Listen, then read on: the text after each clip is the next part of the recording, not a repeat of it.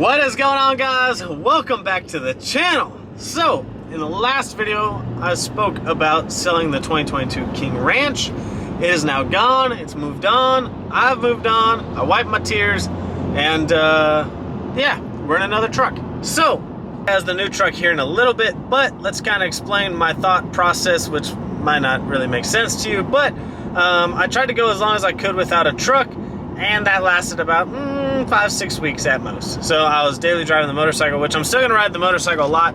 Saves on gas, and I love riding my motorcycle to work. But obviously with trying to get the car ready, and you know, winter's gonna be, well, fall's gonna be coming soon, and then winter, which some people still think just because we're in Texas we don't get winter, but we are in the West Panhandle, so we get pretty cold over here, a lot of ice and a decent amount of snow. So eventually I was gonna need a truck. Now, I talked about trying to wait a little bit longer. Now, I didn't have a daily driver at the time, so I kind of had to get in a little bit sooner than I would have liked to, but I will reiterate again, if I were you, I would wait just a little bit longer, because I do believe the prices are gonna come down. But I had a few stipulations of vehicle I wanted to look for, and really how much I wanted to spend. I really wanted to stay like in the 50 to 60 range for a diesel, and it be a little bit newer, which is pretty tough because the used market is kind of crazy right now. So then I went to my local federal credit union, because I realized the local credit unions, you typically get a lot better rates, and then the good thing is, if you have a good history with them moving forward, it's a lot easier, it's a lot easier to borrow things rather than going to like your larger traditional banks. So I went down to my local federal credit union, which I had my King Ranch through, and so I'm trying to build a relationship with them, and so I thought I'd go there first and kind of see the rates and terms, because I knew the rates had gone up because of everything that's going on. And so the only stipulation that they added was that I had to get a 2020. And I was like, dang, that makes it a little bit harder, because in my mind I was like, man, I want to get like a 17 to 19 Platinum. I love the 2020 and up because the 10-speed. The 10-speed is phenomenal in these trucks, but you know, price-wise, I knew I was going to be in like the 17 to 19 range if I wanted like a Lariat or a Platinum F-250, and it would probably have like decent miles on it. So I had already like picked out I tried to pick out a bunch of trucks, because they're still selling pretty quickly, just because of the market right now. Like I said, it's slowing down, the prices are turning, but it's still, the diesel trucks are still selling pretty quickly. Hey, let's go! God damn, it's green! Shoot. Oh, and then he curbs it. Come on, guy. Oh, that was funny. I should have flipped the camera. But anyways, so then they told me I had to get 2020. And I'm like, ooh, that makes it a little tougher with the 2020 to be in that 50 to 60 range without it either being very high mileage or being like an XLT.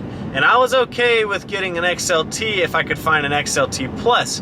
I really don't like the flip-up center seat. I'm not in high school anymore. I don't want my girlfriend to sit right there or that close to me. I really like the large center console, big cup holders, lots of storage area. It's more comfortable that way. So I was like, man, if I could find an XLT Plus, which usually has that, I'll be okay with it. The only thing I really wanted was, I really wanted to have leather because of the dogs. It's just so much easier to clean. You spill stuff, whatever. Cloth just sucks when you have dogs. And we take the dogs everywhere with us. So I really wanted leather. So I'm like, man, this might not work. So I started looking, and I couldn't really find much in that 50 to 60 range. I found a lot in like the lower 60s. There was a few Lariats, but mind you, it had to be a 2020. So there was a lot of XLTs, and there's even XLTs that were priced over 60. So, and I was looking everywhere. Like I said, you may go on Car Gurus or CarMax or Carfax or Auto Trader, one of those, or your local dealer, and you might find something and be like, dude, look, I found this truck. Well, I'm just telling you, when I was looking, the parameters I had, that's what I found. So everyone finds different things, but this is what I found. So actually, my local dealer just got a 2020 F-250 in, and it was a Lariat. It was black, which I was okay with. I really wanted like white or silver, just because black's, it's black. It's harder to keep clean. you know, shows scratches easier, but they had a black 2020 Lariat. It wasn't a Lariat Ultimate, because a Lariat Ultimate would have like the pano roof, the rear heated seats. Obviously I don't have the pano roof. Rear heated seats, and maybe like one or two more options.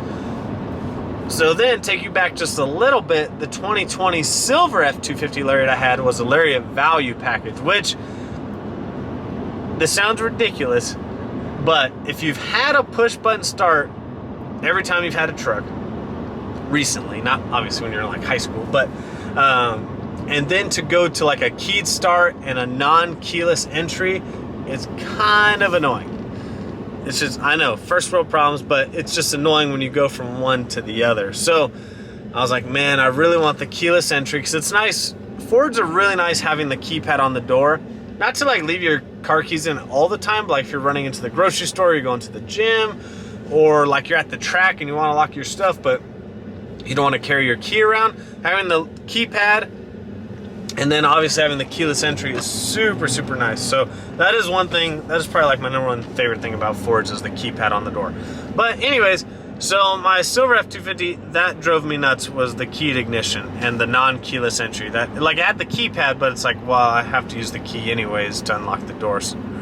Like, you can't just walk up and unlock it with my hand. So that's kind of annoying. So my local dealer had this 2020 F-250.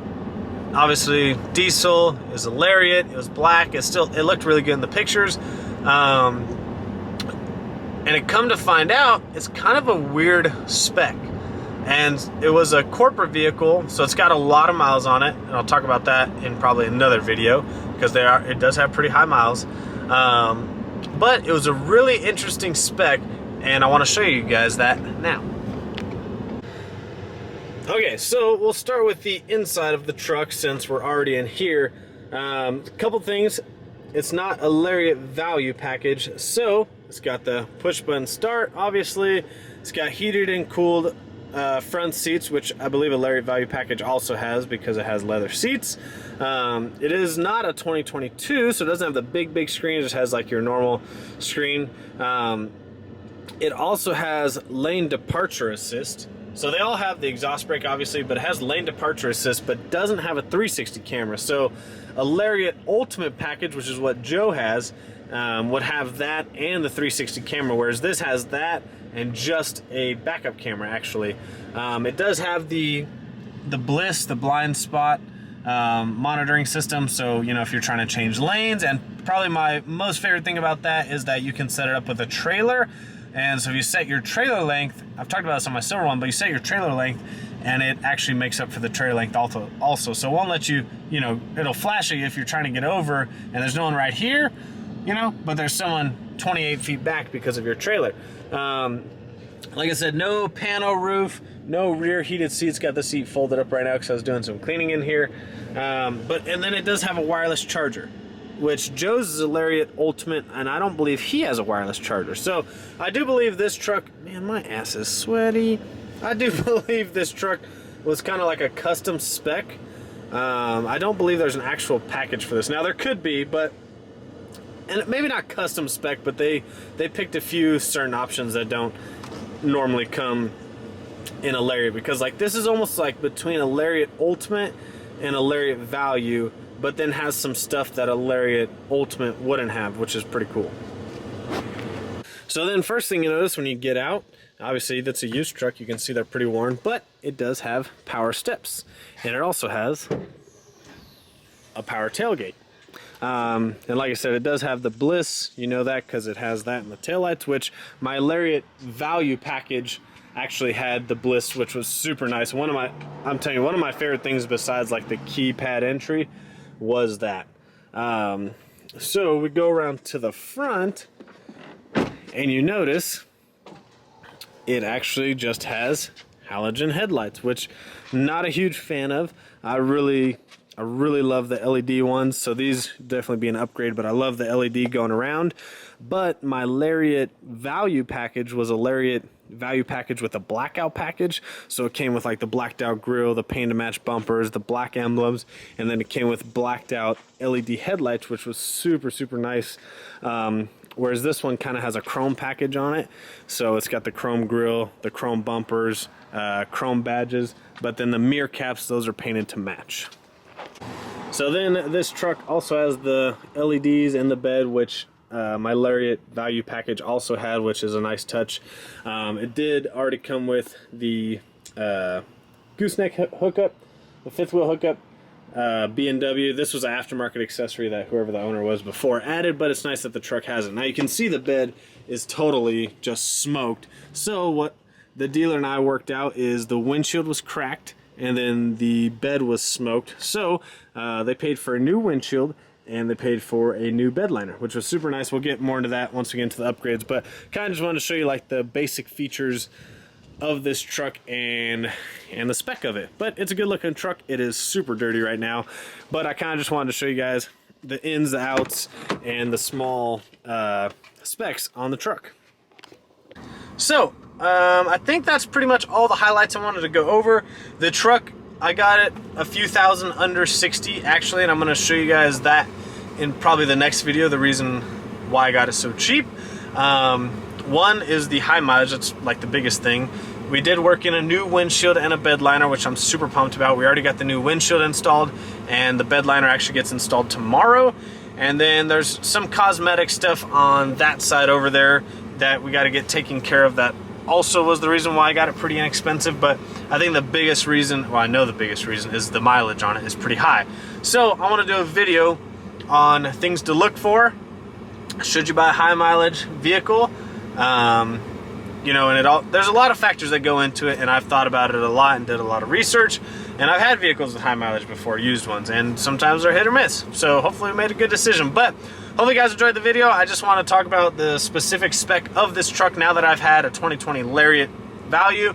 I've had a 2022 King Ranch, and now I have another 2020 Lariat. And then obviously I have some friends. One's got a Limited, and then Joe has the Lariat Ultimate package, but he doesn't really talk about his truck because he doesn't really post that type of stuff on his channel. So we may grab his truck for a video because I actually wanted to do a video on his truck when he first got it, and I just never got around to it. But that's the specs on the new 2020 truck, and I'm glad that I had to get a 2020 because I really do love the 10-speed. There's not big differences between the 17, 19, and the 20s and up besides the freaking transmission. And the 10-speed sucks in the Mustangs. You heard it here first, but they are pretty awesome in the trucks as long as you don't go crazy with them. So hopefully you guys enjoyed that short video. I just wanted to update you on the truck that we bought. Got a really good deal on it, and I've got a bunch of mods actually planned for it because it's a used truck and not a new one. I kind of feel bad doing certain things to a new one because of the warranty and how much you pay for it, but this one I got a good deal on it, and I'm ready to mod the crap out of this thing. So I'll catch you guys on the next video. Make sure you comment, like, subscribe. Check us out, coyotedirect.com. We'll see you guys.